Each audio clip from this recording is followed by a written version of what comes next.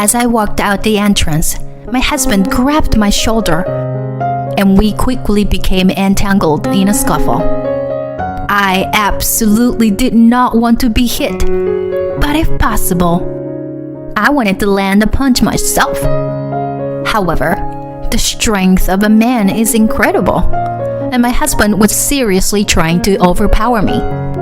I was also desperate to resist, but at that moment, we heard a loud scream from across the street. My husband and I froze in place. The woman who screamed was looking at us with a terrifying expression. Or rather, she was looking down. A pervert! My name is Sabrina, and I am 36 years old. I've changed jobs several times in the past, and I'm currently working for a foreign company. I have no complaints about my job, and I'm very grateful to have been hired. However, balancing work and my personal life is quite difficult. I now realize that it depends on the person I'm with. If my husband weren't Tim, my life would have been very different. To be honest, I've never had any trouble with growing up. I was headhunting to work for the company I'm currently working for, and I'm very satisfied with both my salary and benefits. My biggest flaw is that I have no eye for men. Well, there are countless flaws that I have, such as being bad at housework or not being good with children. But the one that stands out the most is my bad luck with men. Despite having learned painful lessons numerous times in the past, I was once again deceived this time. Before meeting my husband Tim, I had been plagued by various troubles. While living together with an ex-boyfriend, he used my car without permission during my overseas business trip and even went on a cheating trip with another woman. However, that is not the main issue. What was more problematic than anything else was the fact that my ex-boyfriend had had his driver's license revoked in the past after causing a severe injury to an elderly person on a pedestrian crossing. Although we were living together, my ex and I were complete strangers, and there was no contact from the police. As a result, he kept the fact that he caused a major accident from me. However, I eventually found out from the police because he had a self-inflicted car accident on the way back from cheating trip using my car. According to the police, he had been trying to move the car somewhat, but had crashed into the telephone pole while under the influence of alcohol. Passers-by reported the incident, and when the police arrived, it was immediately evident that he was driving under the influence of alcohol without even needing a test. When the officer asked for his license, he couldn't show it. The police checked the data and discovered that he was driving without a license. Of course, he was arrested on the spot. I received a call from the police and immediately returned home from my business trip. I also received intense questioning. If it was found that I had left the car to him, knowing that he was driving without a license, it would have been a huge problem. Fortunately, my ex-boyfriend told the truth, so I was not held accountable, but I still received a warning from the police. His parents deposited the money for the damage to the car and the inconvenience fee, but to be honest, that didn't matter to me. This incident became a significant trauma for me, and I decided not to have a boyfriend until I met my husband at my previous job. My feelings of love began to stir again about 5 years after the incident. My first impression of my husband was good. I thought he was a soft-spoken person with a well-groomed appearance. His way of speaking and behavior were all very smart. I was surprised that he brought his lunch every day, but I had an even better impression of him because he was also capable of handling household chores. The reason I became closer to my husband was that we started working on the same project. Please date me with marriage in mind. My husband told me that after he asked me out for dinner a few times.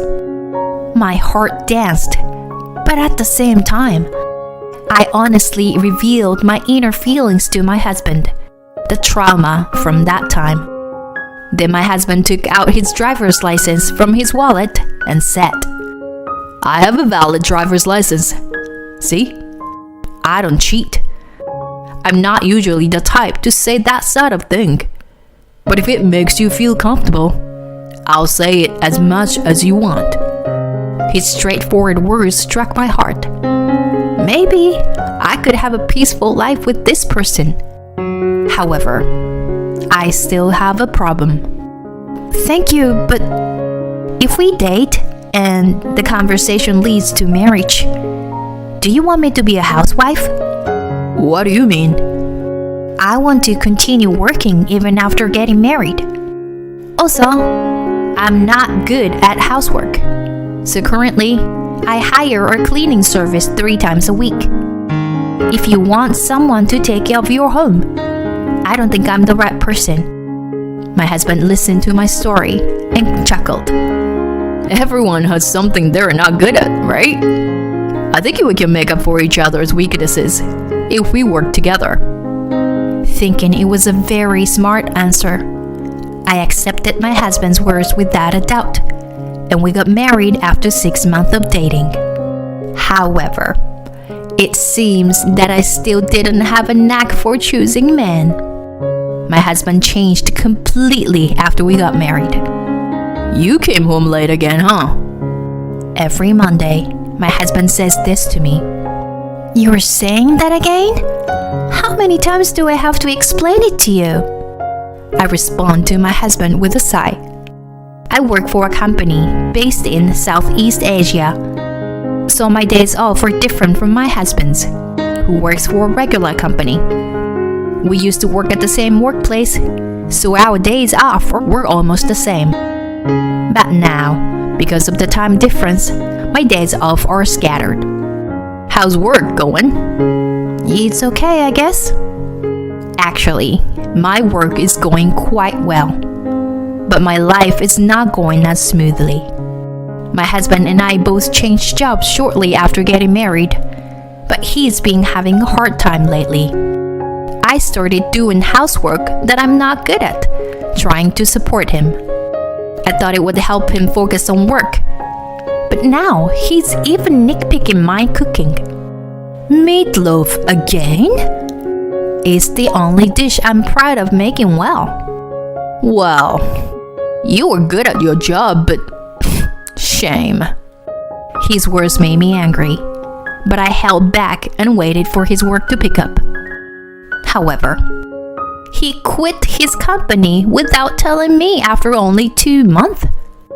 Now, he's working part-time at a cafe, earning around $1,000 a month for working only a few hours a day, 3 days a week. Until now, we've split the household expenses in half. But with this current income, splitting them equally is no longer possible. We can manage for a while with our savings, considering our past incomes. There are already dark clouds looming over our relationship. It happened one day when I returned home from a 2-night business trip and my husband was in a very bad mood. If this kind of thing continues, I'm getting a divorce. Huh? Suddenly, my husband's declaration of divorce left me bewildered and speechless. You went on a business trip and didn't even make my meal before you left? What are you talking about? Because making the husband's meal is the wife's job, isn't it? It seems like I brought another hopeless person into my territory. I don't understand at all. Well then, let's get a divorce. Half amused, I looked at my husband's face and calmly thought, if you are the one proposing a divorce, then that's even convenient. Alright, let's get a divorce. What? Are you sure about that? Yeah, it's fine. Your words and actions are completely different from before we got married. Are you really okay with a divorce? Yeah, I'm good. I'll start packing my things. Wait a minute. Hey, what is it now? You're being persistent. That's how you're going to leave me, don't you? Is this guy crazy or something?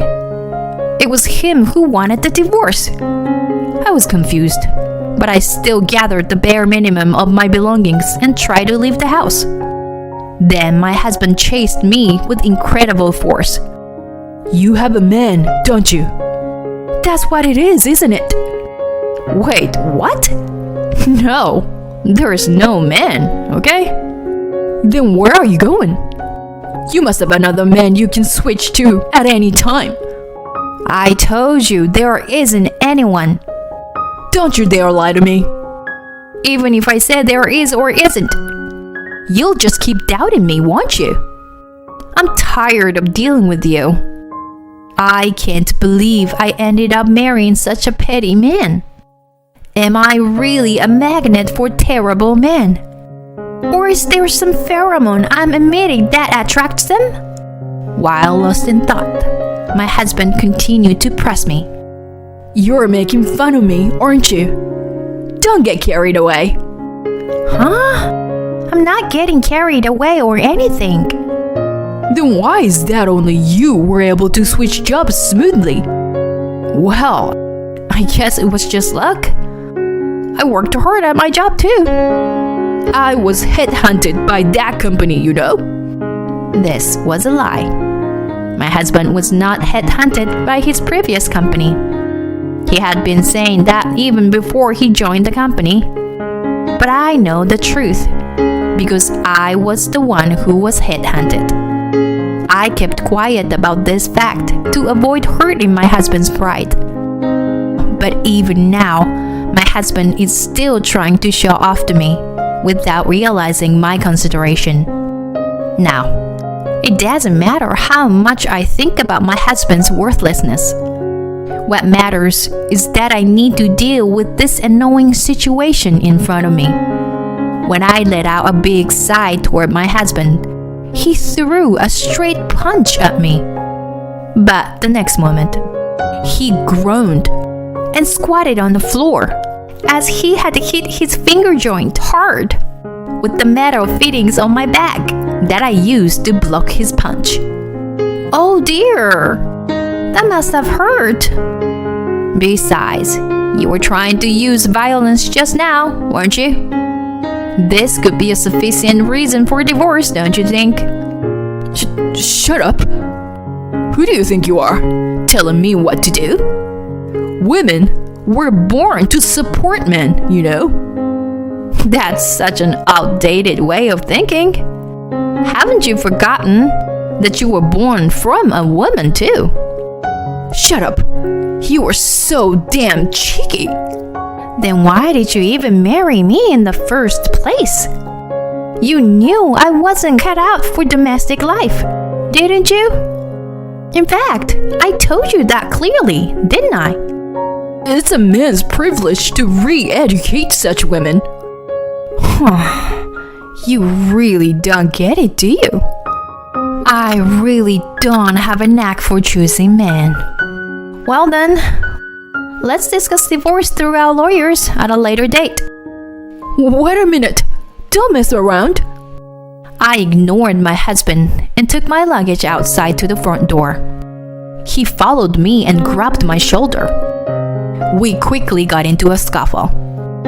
I didn't want to be punched, but I wanted to land a hit myself. However, his strength was overwhelming. My husband was determined to pin me down, and I was desperately struggling.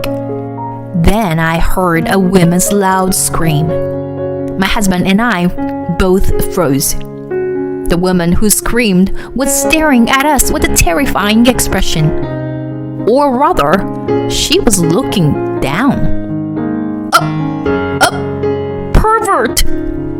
I also noticed that my husband's sweatpants had slid down to his knees. He blushed and immediately let go of me, pulling up his pants. You weren't wearing underwear again? Come on. You probably thought it was okay since you were at home. But I hate that kind of depravity in you. My husband, who was seen with his lower half exposed by a neighbor, hurriedly ran back inside the house. As expected, he fiercely resisted my desire for divorce afterward. But I had already completed the divorce application myself. Anticipating such a situation, I had received the photo data of my husband's embarrassing appearance from the neighbor who witnessed it. Even after the divorce, my ex-husband persistently followed me around, but I used the photo data as leverage to make him agree to the divorce. Still, he ambushed me in front of my company or house and tried to talk to me. He said things like, "It's difficult for a woman to live alone," or that being single is worrying. Completely unnecessary concerns. In the end, this guy was still looking down on women even after the divorce. I absolutely didn't want to spend my life with such a person. It was impossible. Even if I were to feel lonely when I get old, there are plenty of other ways to live. Hey, where are you now? This was the last call from my ex-husband. I don't think I have an obligation to tell you, do I? Are you on a business trip? Well, then I can't see you today. Even if I wait at your company's building, huh? Honey, I was thinking about what I can do to start over with you. It was all my fault. Your meatloaf was delicious. You always wanted to be praised, didn't you? I'm sorry I didn't notice. From now on, I'll praise and encourage you. So, come back to me. This guy is seriously crazy. I felt my spine freezing and hung up the phone without saying a word. In fact, I would never meet him again. As I've flown to Southeast Asia for work at the head office, I intend to settle here permanently. My parents died early, and I am an only child, so I don't have any attachment to a particular place. Well, I think I probably won't get married again. For the time being, I'll focus on my work and hobbies. I hope there is a wonderful future waiting ahead of me.